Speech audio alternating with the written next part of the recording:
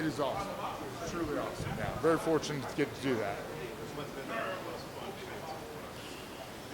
I mean, they've all been pretty good, but the last one was probably the best because, you know, they had a good budget and we shot like multiple takes and scenes, and they just kind of, they didn't give me lines this time until like right before. It's pretty amazing. They're like, we're not going to give you lines. We don't trust you. The one with Dominic Cruz. Huh?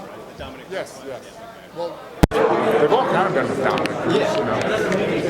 There was the one with Anthony Pettis, right? Yeah. That one's probably the one. Of course, you know, been retired for several years now, enjoying a great post-fight career. Has there ever been any point where you had that itch to get back? No, you know, for me, you know, I quit for a reason. I mean, I quit because my body just wasn't having it. So, you know, yeah, it's a tough sport like that. I mean, all sport is tough. Like all professional sport, there's going to come a day when you are not as good as you want to be. And I think in fighting, because it's a one-on-one sport, the second you lose a little bit, it might be time to get out of the game. That's what we were just talking about, how impressive it is for guys like Jan Blachowicz and Glover Teixeira to be doing what they're doing in the prime of their careers at their age. Guys that have had losses, guys that have fought everybody, you know, had big losses fighting for that 205-pound belt. It's pretty awesome.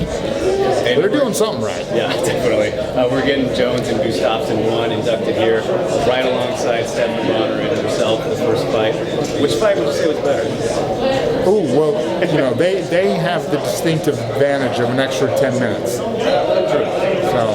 So it's not fair for us. That's a good point. And you know, going back, your debut was against Dan Severn, who is a Hall of Famer too, right? Yeah. At the time, did you realize, you know, that who Dan Severn was?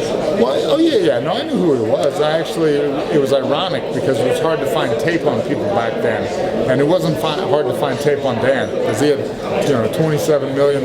You know, you go to the video store and there's 8,000 fights. Yeah.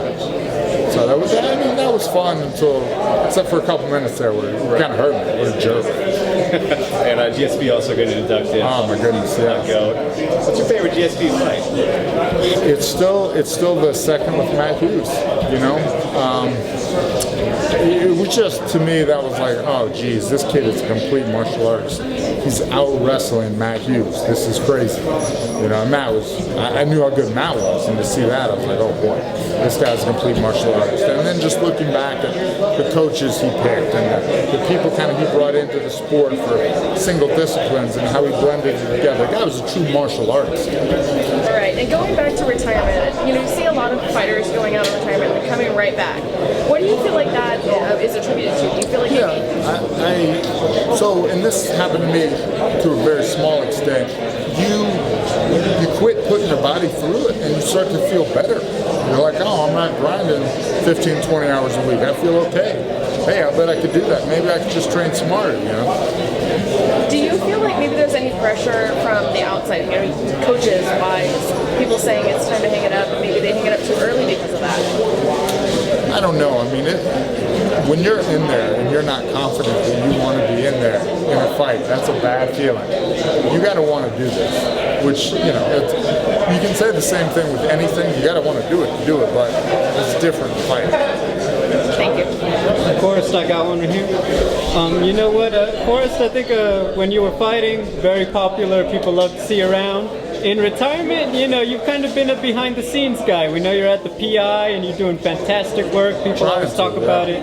I'm curious, do you ever get that itch? You want to go out there to the events and, you know, just kind of be part of the show? You know, people always love seeing you around. Well, I'm speaking tonight. Let's see how that goes. Let's see if I blow that or not. Can I ask, you know, when we met you on The Ultimate Fighter, you know, young kid obviously coming up, and now Forrest Griffin, the family man. Oh yeah. I mean, like, have you gotten to that point, you know, like kids and everything, you got to show off a little bit, put the DVDs in, anything like that in your career?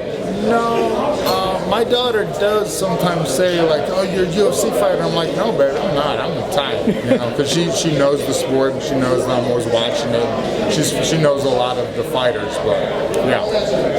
Have you gotten to that point yet? Some guy wants to take her out and you got to remind them? No, you know? No, not yet. I don't know what I'll do when I get to that point.